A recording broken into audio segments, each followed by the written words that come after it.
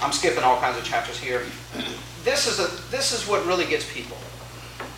The tax worksheet. This is what I really want to bring home and make it personal to people is this. The average American earner in 2009 made $55,000. At a minimum, 40.5% of that went to taxes. And the reason I say as a minimum because I use Florida as an example, even though I didn't put it in here, and I use the national average sales tax, the tax income from the states. Even though we don't have an income tax in the state, most states do. But there are states like Philadelphia, this will blow your mind, they have an occupational privilege tax. Now what is that? It's a tax you pay for the privilege to work in their city. Every employee has to pay $5 to work per week. Every employer has to pay $5 for every employee they hire per week. Now if you think that's fun, if you think it's bad, think of it this way. When an incoming baseball team plays against the Phillies, they have to pay a tax because they earned income when they were in their city. So there are over 6,000 counties. There are tens of thousands of tax codes that, if you're in New York or if you're in parts of California, and Lord help you if you live in New Jersey, the average income earner is definitely at 50%. So by overtaxation, our governments are pushing Americans into a level of poverty that's requiring them to participate in government programs, food stamps being number one. And so if the government would just cease and reduce the amount of taxation, we could reduce the amount of money the federal government's having to spend out in these government programs. Very few people really don't have an understanding of how much they pay in taxes, and that's what the worksheet's for. My favorite, I just give this one illustration because very few people know they pay gasoline taxes, and if they do, they don't have a clue how much it is. Just take my word on it. You can buy the book and read it. Every time you fill your car up in the state of Florida, you're paying about $8 in taxes. Every single time.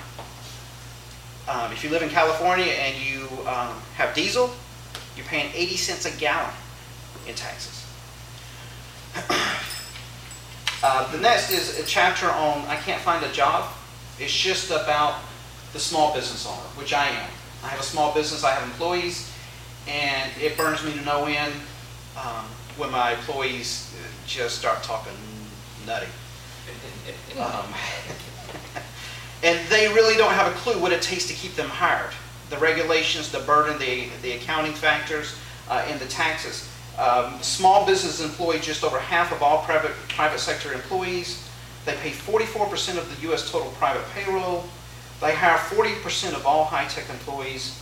But here's the most amazing statistic. They generated 65% of all net new jobs from 1993 to 2008. If we wanted to just crank up our economy, all we have to do is get off the backs of the small business owners. How many are you familiar with the 1099 provision from Obamacare? Half of you are not, so I'll do it real quick. The 1099 for most small business owners, as it is right now, is that when someone comes to work with you and say they paint a wall, and you pay them $800, well, at the end of the year, if you pay them more than $600, you have to give them a 1099, which is like a W-2 in a way. Then you have to give a 1099 to the federal government to show that you gave them a 1099. Under Obamacare, you will now have to fill out a 1099 for not only any person, but any entity where you had transactions that exceed $600. That means Walmart, Office Depot, Gulf Power, Internet Company. And I laughed when someone explained to me that yes, even the United States Postal Service, they're not expecting 40 million 1099s coming their way. Under the Small Business Jobs and Credit Act, they took that 1099 provision and they increased the penalty for not filing one from $100 to $250. If every small business in America, who will now on average have to fill out 200 to 300 1099s a year, misses just one, that's $10 billion in fines on the backs of the small business owner. Very few small businesses know about this. I mean, I wrote an article on it a few weeks ago and went viral, thankfully. It was on the Mark Levin show. The BBC picked it up. A lot of people picked it up. It's still getting hits every single day. I had one gentleman, he has 4 million businesses on his newsletter. And he said, Brian, I would have heard about this. I said, well, you are hearing about it. You read my article, right? He goes, no, I would have heard about it. I said, well, the bill was just passed, and I just found it. And talking about the increased fines.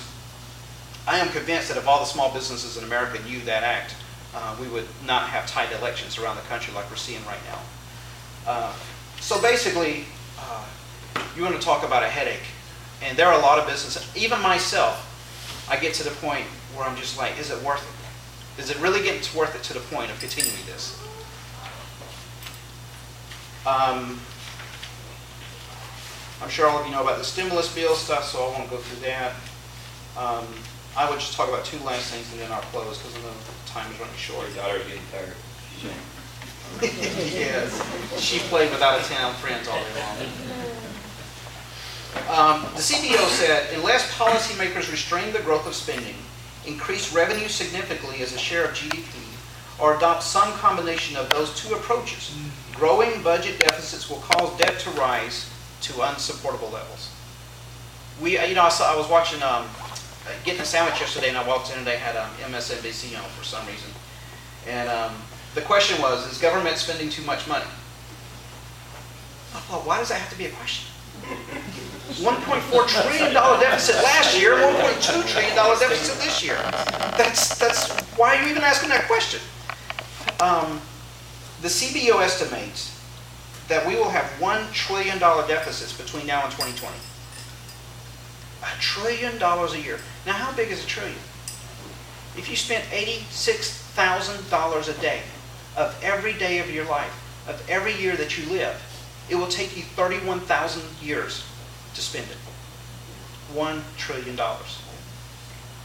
We are now at the point where the world governments are saying, look, we cannot loan you any more money.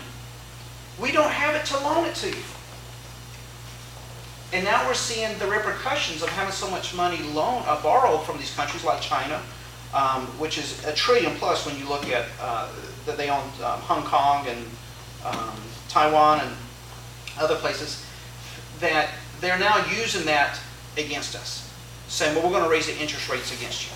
And now they're stopping the flow of minerals to our country as well that we need for production purposes. So the CBO literally said that such an economic downturn, it would be hard for us to respond to international crisis because of the level of debt we have.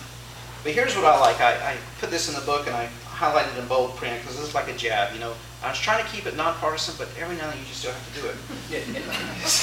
The recent jump in debt so far, roughly 25% of GDP, can be attributed in part to an ongoing imbalance between federal revenues and spending. But more important, to the financial crisis and deep recession and the policy responses to those developments. The CBO, which rarely takes a jab at a president or Congress, that's a jab. That's a political jab from the CBO, saying, look, you people are stupid. And so the end game, I'll read this one little, last little thing on deficit spending for those who haven't read the book. From 1960 to 2001, which is 41 years, we had an estimated $3 trillion in total deficit spending. Deficit means we spent $3 trillion more than we took in. That's 41 years. From 2002 through 2009, we have $3.5 trillion in deficit spending. That's 7 years. Almost half of that came in the last year of Bush's. From 2010 and 30 months later, it's estimated we will have $3.5 trillion in deficit spending. So we went from 41 years to 7 years to 30 months. But here's the one, and this article is coming out on Monday. It's estimated by me, by all the research I've done, that President Obama will have, and his Congress will have more in deficit spending in their first 5 years of budgets than our country has had since we declared independence from Great Britain. He is truly the first president you can say that about. You cannot say that about President Bush. The amount of money that we're spending is so unbelievable. And there are almost 410 bills in Congress right now waiting to spend more. And someone just sent me an email today saying, look at this, you can get free phones. You literally can get free phones, cell phones from the government. I'm like, are you kidding me?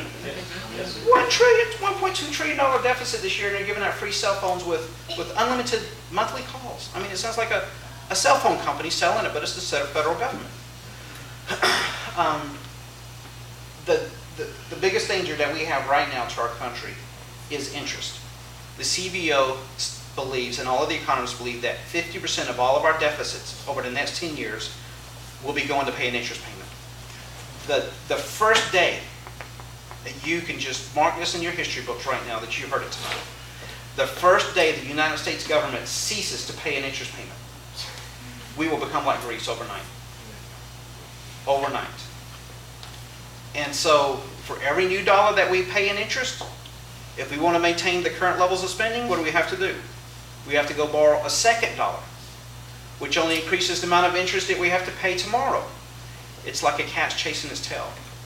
And so I highly encourage you, not because it's my book, but because it is such an urgent issue. Starting next month, I'm going to start traveling a lot more, speaking a lot more, and I'm encouraging everybody to buy 20 or 30 copies of this. We made it very cheap for the sole purpose for you to pass it out to around people. And I know that they have a number of copies here. Brenda came and bought a couple of boxes from me, and so you can get them tonight. Any questions?